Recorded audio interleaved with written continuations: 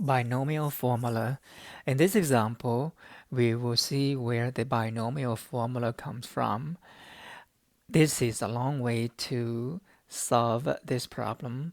After we figured out the binomial formula, we just simply use a formula to find the probability of a binomial random variable or binomial distribution. Suppose you are taking a short quiz that consists of 3 multiple choice questions. Each question has 5 choices. You do not study and randomly guess the answer for each question independently. What is the probability that you get 2 correct answers out of 3 questions? We are interested in the number of correct answers, and so we let x, which is a random variable, be the number of correct guess.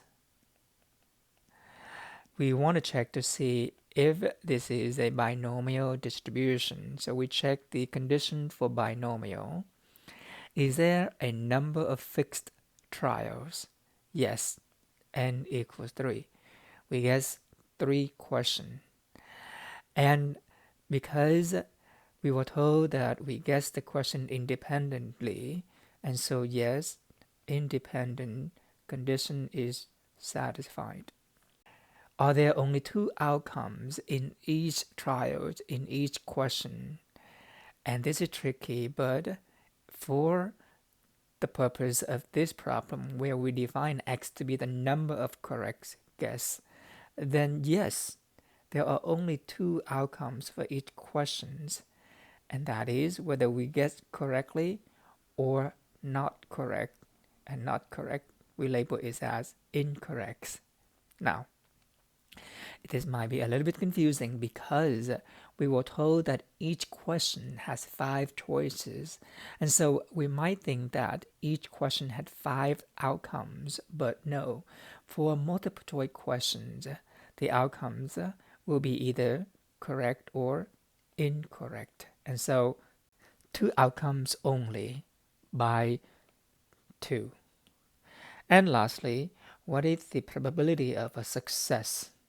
There are 5 choices for each question, and so the probability that we guess the answer correctly is 1 out of 5 because we randomly guesses. This means the probability of getting an incorrect answer has to be 4 out of 5. And so to summarize this, we say that x, yes, it is a binomial distribution with the parameter n equals 3 and with the probability of success p equals 1/5. Now, what is the probability that you get 2 correct answers? This, again, is a long way to do this problem. Later on, we will not need to do this. There are 3 stages here because there are 3 guesses for each question. We have 1 guess. And so for the first stage, we either get correct or incorrect, meaning the first question. And then we move on to the second question, correct or incorrect, correct or incorrect.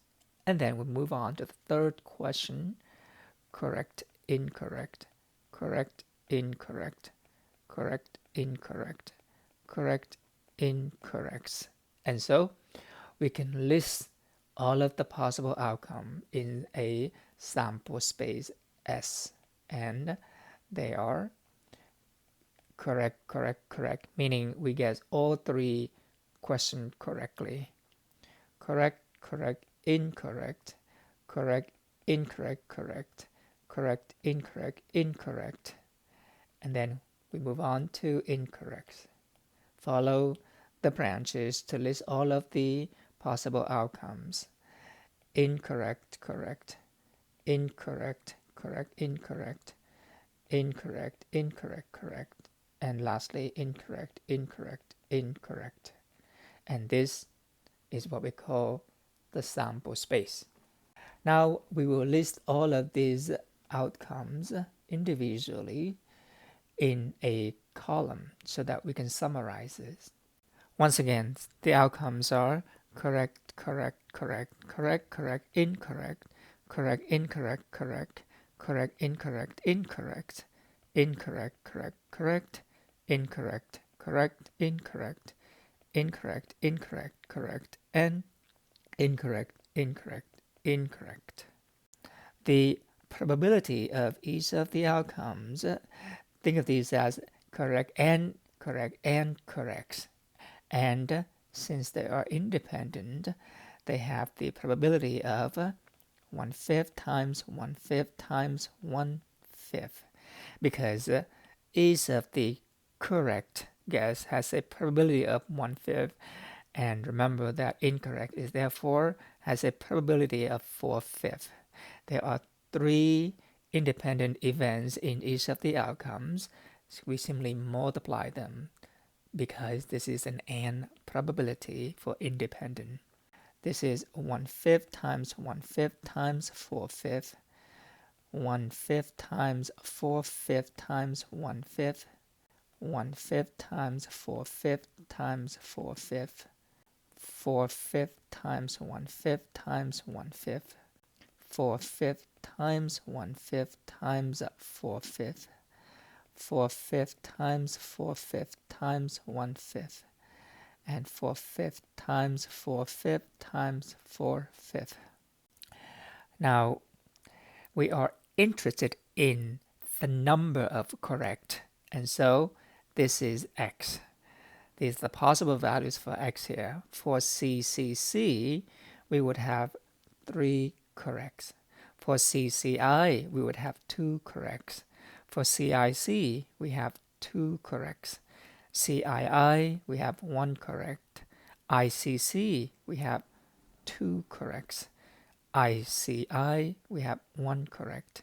IIC, we have 1 correct. And III, we have 0 corrects. And so the possible value for x, or x takes on the value 0, 1, 2, or 3. Out of 3 questions, it is possible that we might get 0 correct, 1 correct, 2 corrects, or 3 corrects. The question asks us to find the probability that we would have 2 corrects out of 3. And so we're looking for P of x equals 2 in symbolic form. To find this probability, we just simply collect all of the outcomes that would have 2 correct guess. 1 here, 1 here, and 1 here. And each of these outcomes are disjoint, so we can add them. The first one has a probability of 1/5 times 1/5 times 4/5. The second one has a probability of 1/5 times 4/5 times 1/5. And the third one has a probability of 4/5 times 1/5 times 1/5. Now, for purpose that we will see later on, instead of writing all of these factors, we can write these as 1/5 squared times 4/5. 1/5 squared times 4/5, because there are 2 factors of 1/5. And for the third term, 1/5 squared times 4/5. And we would write it in this form because there are 3 stages here. 2 of them are successes and 1 is a failure. If we have 4/5, it is understood that this is 4/5 raised to the power of 1.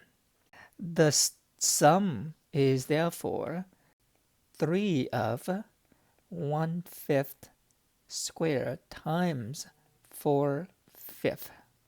Now, 1/5 squared times 4/5, that comes from this table. 1/5 squared times 4/5, 1/5 squared times 4/5, 1/5 squared times 4/5. And that itself is the probability of getting 2 corrects. However, there are 3 ways this can happen. And so the factor 3 is the number of ways to get 2 correct. And so there are 2 components in this expression. The first number, the first coefficient, the first factor, it is the number of ways to get this event. We take the number of ways to get the event and then we multiply the probability that that event happened. This is known as a binomial formula, where we would take the coefficient times the probability. We then put it in a calculator and get the answer 0.096. And so the probability that we would get 2 correct answers out of 3 multiple choice question, each has 5 choices, is 0.096. We reiterate that this is a long way to get to this answer. In practice, to find the type of probability, we first need to find this coefficient called the binomial coefficient, and we need to take the probability of success, raise it to the number of success we want, multiply the probability of failure, raise it to the number of failure we want. In this case, there are 3 questions. If there are 2 successes, then there is 1 failure.